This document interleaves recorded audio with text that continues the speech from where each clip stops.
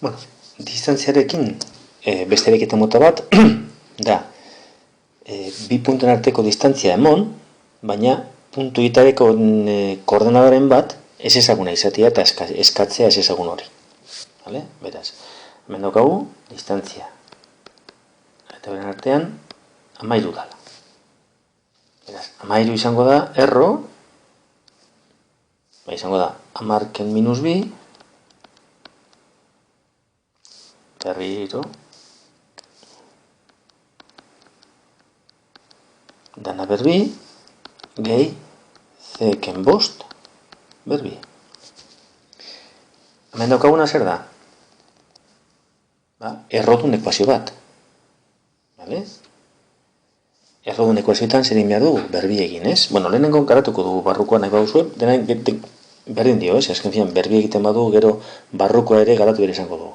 Vale? Bueno, 13 berbi, 179. Berdin, 10 minus bi da 12, berbi 154, gehi, ze berbi, gehi 25, ken 10. Beraz, ona ekarrita, geratzen da.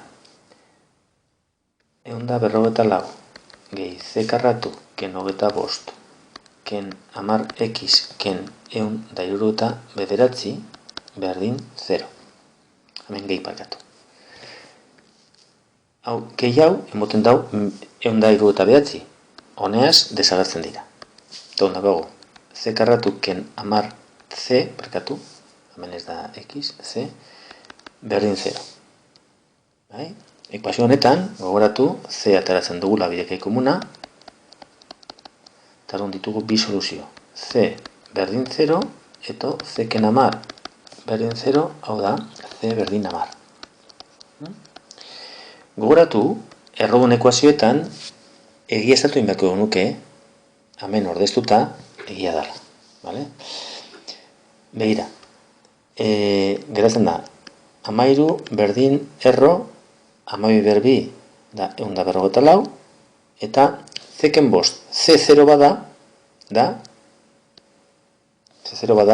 minus bost berbi, gehiago eta bost, hau emoten dago, 169, beraz betetzen da, eta bigarrenean, bai, 13 berdin, 154, gehi, C 10 bada, 10ken bost, bost berriro, berbi hogeta bost.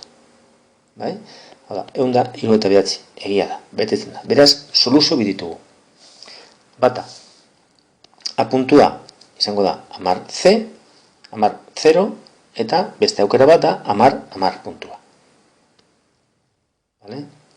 Olako ariketetan, bigarra mailako ekuazioen bitartez ebatziko dugunez, gehienetan bi soluzio desberdin agertuko dira. Vale?